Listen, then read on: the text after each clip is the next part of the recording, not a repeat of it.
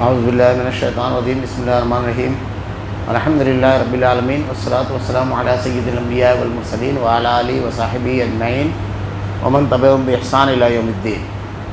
بسم اللہ الرحمن الرحیم۔ انما الصدقات للفقراء والمساکین والعاملین علیہا والمؤلفۃ قلوبهم وفی الرقاب والغارمین وفی سبیل اللہ وابن السبیل۔ معزز حاضرین، اللہ کے نبی صلی اللہ علیہ وسلم کی بہت ہی مشہور حدیث ہے، بنی الاسلام علی خمس، اسلام کی بنیادیں 5 چیزوں پر ہیں۔ سب سے پہلی چیز یہ کہ اللہ کے ایک ہونے کی گواہی دینا، اس کے بعد 5 وقت کی نمازیں، اور اگر اللہ تعالیٰ نے صاحب مال رمضان المبارک میں 1 مہینہ روزہ رکھنا، اور اگر اللہ نے صاحب مال بنایا ہے تو سال پورا ہونے پر مال پر زکوٰۃ کی ادائیگی، اور اس کے بعد اگر اللہ تعالیٰ نے استطاعت دی ہے تو زندگی میں 1 مرتبہ بیت اللہ کا حج کرنا۔ زکوٰۃ کن لوگوں کے اوپر فرض ہے اور کتنی ادا کرنا ہے، اور کن کو ادا کرنا ہے، پوری تفصیلات اللہ تعالیٰ نے قرآن میں اور اللہ کے نبی صلی اللہ علیہ وسلم نے احادیث میں بیان فرمائی۔ زکوٰۃ ہر ایسے آدمی پر دینا فرض ہے جو صاحب نصاب ہو، یعنی 7.5 تولہ سونا یا 52 تولہ چاندی، اس کے پاس اتنا مال سال گزار دیوے، اس کے اوپر زکوٰۃ ہے۔ یہ تو وہ شکل ہے جو مال کی شکلوں میں ہو۔ دوسری اجزاء کی شکلوں میں اگر رہے گی تو اس کے اوپر الگ الگ شکلوں میں زکوٰۃ ہے۔ جیسے مثلا اگر کسی کے پاس جانور ہے، گائے ہے، بکری ہے، تو اس پر الگ الگ شکلوں میں پھر 40، 80، 100 جیسے جیسے تعداد کم زیادہ ہوتی ہے ویسے ویسے اس طریقے سے وہ تعداد ہے۔ اسی طریقے سے اگر کسی شخص کے پاس کھیتی ہے تو کھیتی میں اگر اناج غلہ اگتا ہے، اگر بارش کے پانی سے اگتا ہے تو اس پر 10%، 10% جس کو ہم کہیں گے، یعنی 100 تھیلا اگر نکلتا ہے تو 10 تھیلا اس کو ادا کرنا ہے۔ اور اسی طریقے سے اگر وہ بورویل سے یا پانی سے پانی یعنی کنویں سے پانی لے کر آتا ہے یا دریا سے پانی لاتا ہے اور غلہ اگاتا ہے تو اس کو 5%۔ پورے مالی امور کو یہیں پر سمجھ لیجیے کہ جتنی آسانی کے ساتھ آدمی کو مال ملتا ہے اتنا زیادہ دینا ہے، اور جتنی زیادہ مشقت اٹھانا ہے اتنا کم۔ جیسے اگر کسی آدمی کو کوئی خزانہ یعنی دفینہ نکلا، دفینہ نکلنے کا مطلب یہ ہے کہ آپ گھر وغیرہ بنا رہے ہیں، کچھ تعمیری کام کر رہے ہیں، آپ نے زمین کھودی اور وہاں کوئی پرانے دور کا کسی نے رکھا ہوگا، وہ نسلیں گزر گئی یا وہاں پر آپ کو مل گیا، اس کو کہتے ہیں۔ ورنہ یہ جھاڑ پھونک والے جو کہتے ہیں دفینہ، یہ ملتا الٹا نہیں ہے، الٹا آپ کا مال لے کر کے چلے جاتے ہیں۔ اس کو آپ کے جیب میں کیا ہے اس کی خبر نہیں، زمین کے اندر کیا ہے وہ بیوقوف کیا بتائے گا۔ یہ صرف عقیدے اور دین پر حملہ اور دھوکہ دھڑی ہے، ایسا کچھ ہوتا نہیں ہے۔ اس لیے اس قسم کی چیزوں کے پیچھے نہیں لگنا چاہیے۔ لیکن اگر کان سے کوئی چیز نکلتی ہے، جیسے سونا وغیرہ نکلتا ہے کان، اس سے، اور دفینہ اگر آپ کو ملتا ہے یعنی مال ایسا ملتا ہے تو اس کا 20% آپ کو بیت المال میں جمع کرنا ہوگا، اور 80% آپ اس کو استعمال کر سکتے ہیں۔ مطلب یہ کہ اگر 10 لاکھ روپے کی چیز ہے تو 8 لاکھ روپیہ آپ کا، 2 لاکھ روپیہ آپ کو بیت المال میں جمع کرنا ہے۔ 80% یہ بغیر محنت کے ملا تو اس میں کتنا % دینا ہے 20%۔ اگر بارش کے پانی سے غلہ ہوگا، آپ نے کھیتی کی، بارش کے پانی سے غلہ ہوگا، 10% دینا ہے، یعنی 100 تھیلے پر 10 تھیلا آپ کو دینا ہے۔ اور اگر پانی آپ نے کھینچ کر کے کہیں سے آیا تو محنت بڑھ گئی، تو اب آپ کو 100 پر 5 تھیلا دینا ہے۔ اور سب سے مشکل کام جو کہا جاتا ہے کہ کسی کی جیب سے پیسہ نکالنا یعنی بزنس کرنا، یہ سب سے مشکل کام ہے، تو اس پر 2.5% زکوٰۃ دینا ہے۔ یعنی جتنا آپ نے کمایا تو 40 پر 1 یعنی 100 روپیے پر 2.5 روپیہ، 40,000 پر 1,000، 1 لاکھ پر 2,500 روپیہ زکوٰۃ۔ یہ اس مال پر زکوٰۃ ہے جو آپ کے پاس سال گزار دے گے، پورا سال جس مال پر گزر جائے اس مال کے اوپر زکوٰۃ ہے۔ سب سے پہلی چیز یہ سمجھ لینا چاہیے کتنی اہم چیز ہے زکوٰۃ کی ادائیگی۔ اللہ رب العالمین نے اس کو فرض قرار دیا ہے۔ اگر کوئی شخص صاحب نصاب ہونے کے باوجود بالکل واضح طور پر زکوٰۃ کی ادائیگی کے بارے میں واضح طور پر کہتا ہے کہ میں نہیں ادا کروں گا، تو بہت ہی مشہور واقعہ ہے کہ اللہ کے نبی کے دنیا سے رخصت ہونے کے بعد حضرت ابوبکر صدیق رضی اللہ تعالیٰ عنہ کے دور خلافت میں کچھ لوگوں نے زکوٰۃ کی ادائیگی سے انکار کر دیا، تو حضرت ابوبکر صدیق رضی اللہ تعالیٰ عنہ نے ارشاد فرمایا تھا رسی کا ایک ٹکڑا جو زکوٰۃ کی شکل میں نکلتا تھا، اگر وہ نہیں دیں گے تو میں ان سے قتال کروں گا۔ صحابہ کرام نے آپ سے کہا کہ آپ اس کے لیے قتال کریں گے جبکہ وہ اذان دیتے ہیں، کلمہ پڑھتے ہیں؟ آپ نے ارشاد فرمایا اسلام کی 5 بنیادوں میں سے ایک بنیاد کو ڈھا دے رہے ہیں وہ۔ تو تمام کے تمام صحابہ کرام آپ کے ساتھ تھے۔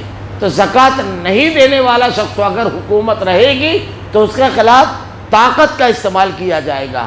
اللہ رب العالمین نے قرآن میں بیان فرمایا ہے تمہارے دولت مندوں سے لے کر کے تمہارے کمزوروں میں تقسیم کی جاتی ہے۔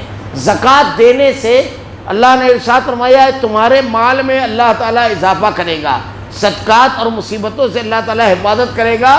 آدمی کا مال زکوٰۃ سے پاک ہو جاتا ہے۔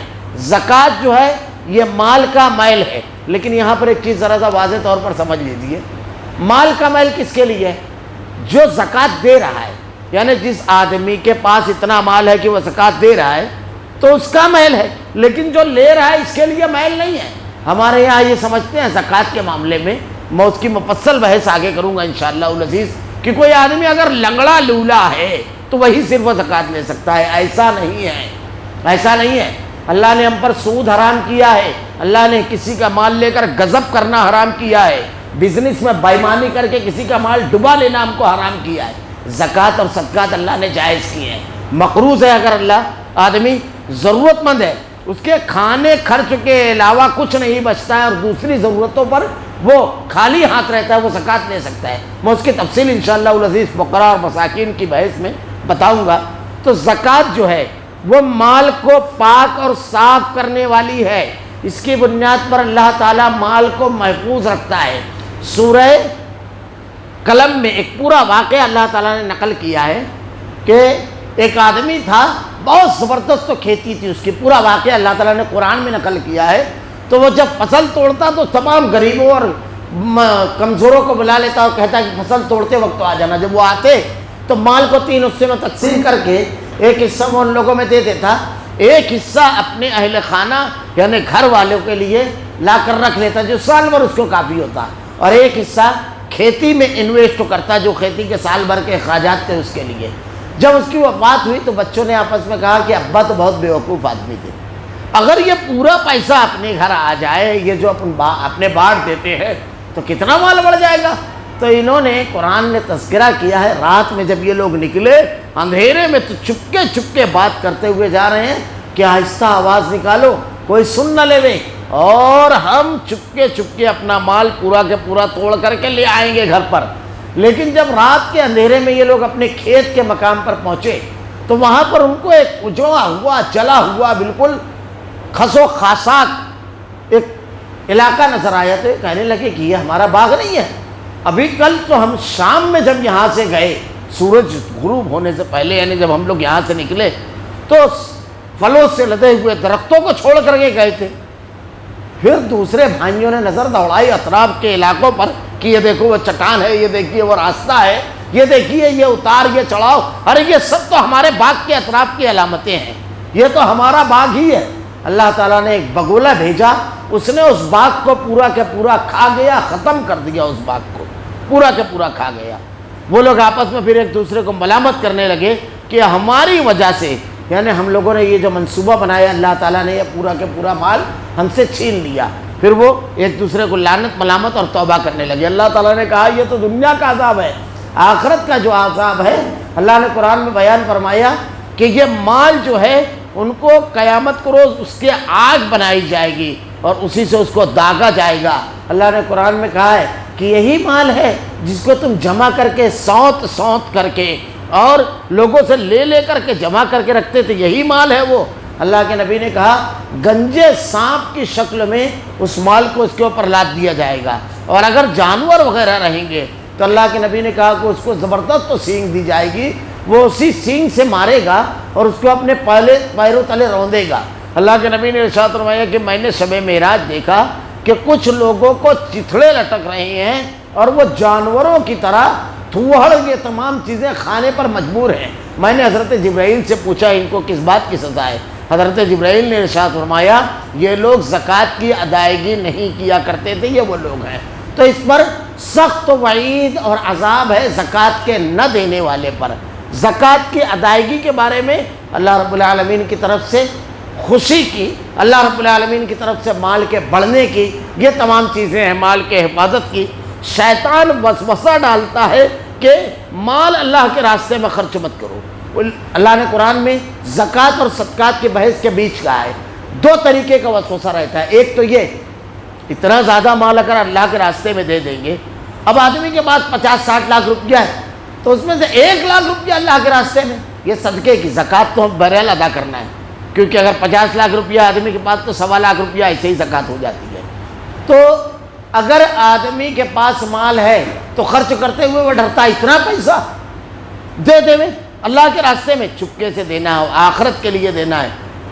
جو آدمی دے رہا ہے جنت میں اپنا مکان، جنت میں اپنی رہائش، جنت میں اللہ کے یہاں درجات کی بلندی، نیکی، نجات کا ذریعہ، یہ سب اپنے لیے کر رہا ہے، لیکن اس کو لگتا ہے اس کو دے دے میں، اس میں لگا دے میں، مسجد میں لگا دے میں، کوئی غریب مستحق ضرورت مند کو دے دے میں، کسی ایسی جگہ دے دے میں جہاں غربا اور مساکین تک واقعی پہنچتا ہے، یا دین کے راستے میں لگاتے میں اس کو بڑی پسو پیش ہوتی ہے اتنا زیادہ۔ ہاں چلو ٹھیک ہے 2-4-5 ہزار۔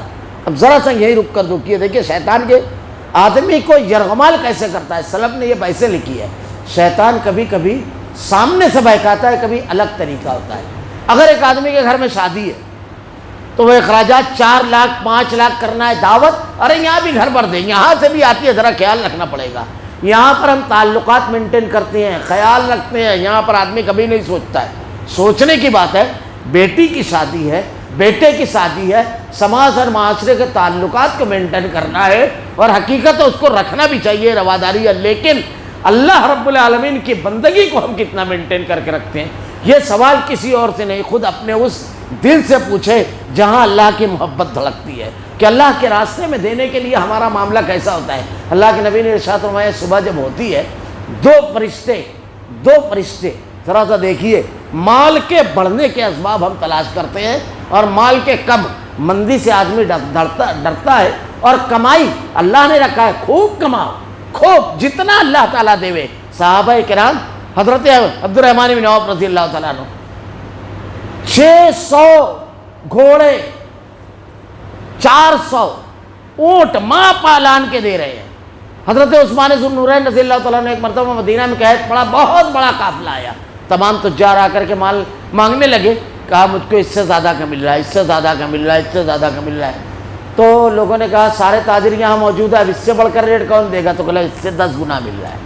میں نے یہ تمام کے تمام مال غربا اور مساکین میں تقسیم کر دیا، تمام کے تمام مال دے دیا۔ تو اللہ کے راستے میں دینے میں، اللہ کے راستے میں خرچ کرنے میں، یہ جو تمام خیالات، یہ جو تمام خدشات آتے ہیں جس کی بنیاد پر آدمی رکتا ہے، حالانکہ یہ سوچنا چاہیے اس کی وجہ سے ہماری آخرت، کیونکہ مال ہم چھوڑ کر کے چلے جائیں گے، ہمارے بچے اور ہماری نسلیں اس سے فائدہ اٹھائیں گی، ہمارے لیے کیا؟ تو اللہ کے راستے میں مال کا خرچ کرنا، تو نہ دینے والے کو اللہ تعالیٰ نے وعید سنائی ہے، شیطان ڈراتا ہے۔ دوسری چیز ہم ایسے غور کریں کہ اگر کبھی کہیں ہوٹل وغیرہ میں کھانے کے لیے گئے، چائے پان کرنے کے لیے گئے، آدمی بڑھ کر کے دیتا ہے، دینا چاہیے۔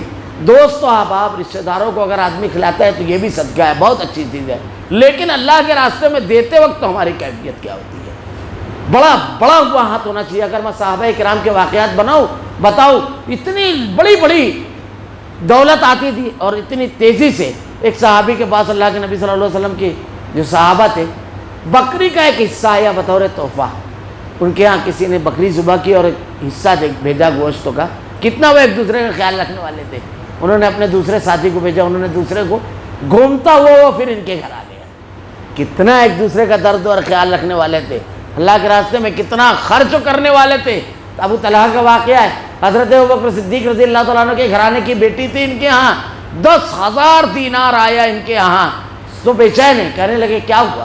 کہا اتنا مال کیا کروں گا؟ تو کہا ایک لسٹ بناتے ہیں اپنے تمام قریبی رشتہ داروں کی، کون کون کمزور ہے، آپ کے دوست و احباب کی، میرے تعلق کے لوگوں کی، سب لسٹ بنائی گئی، 100 دینار، 1000 دینار، 500 دینار، اس طریقے سے تقسیم کرنا ہے۔ اب آخر میں ان کی اہلیہ کہتی ہے کہ اس لسٹ میں ایک اور اضافہ کر لیجیے، تو کہا کیا؟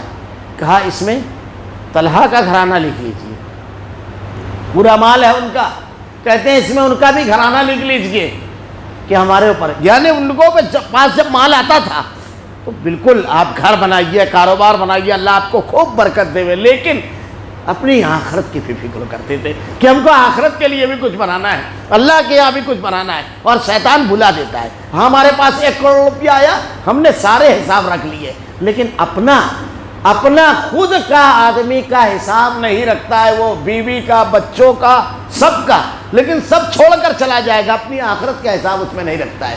تو اللہ کے نبی نے ارشاد فرمایا 2 فرشتے صبح آپس میں گفتگو کرتے ہیں، ایک کہتا ہے اے اللہ خرچ کرنے والے کو خوب دے، فرشتہ دعا کر رہا ہے۔ ذرا سا یہاں پر غور کیجئے، کسی بھی نیک آدمی کو ہم لوگ ملتے ہیں تو کہتے ہیں کہ میرے لیے دعا کرنا، اور یہ حدیث میں بھی ہے کہ نیک آدمی سے دعا کی درخواست کرنا چاہیے۔ فرشتہ اللہ تعالیٰ نے ان کے اندر گناہ کی صفت ہی نہیں پیدا کی ہے، صبح آپ کے کام پر لگ گیا ہو، آپ نے اللہ کے راستے میں 100-200 آپ کا معمول ہے کہ صبح فجر کی نماز کے بعد پہلے صدقہ، اس کے بعد کام۔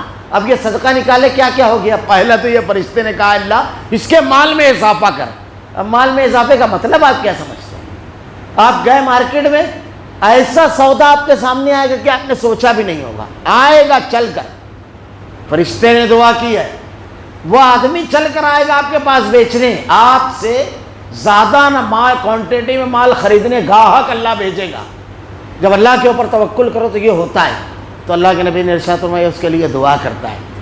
تو صبح پہلا کام آدمی اگر کر کے نکلتا ہے، اور اگر وہ نہیں کرتا ہے تو اللہ کے نبی نے ارشاد فرمایا ایک فرشتہ کہتا ہے اللہ روکنے والے کے لیے روک لے، یعنی جو مال کو روکا ہے اس کے پاس مال کو تو بھی اس سے مال کو روک لے۔ تو زکوٰۃ اور صدقات، مال میں اضافے، آخرت میں نجات، ہمارے لیے ذخیرہ۔ میں نے کل کہا تھا سورہ منافقون کی آخری آیت، مرتے وقت تمنا کرے گا اللہ تھوڑی سی زندگی اور دیتا تاکہ میں مال خرچ کر کے صدیق نیک لوگوں میں ہو جاتا، تو ہمارے پاس دنیا میں یہ موقع ہے کہ ہم نیک ہو سکیں۔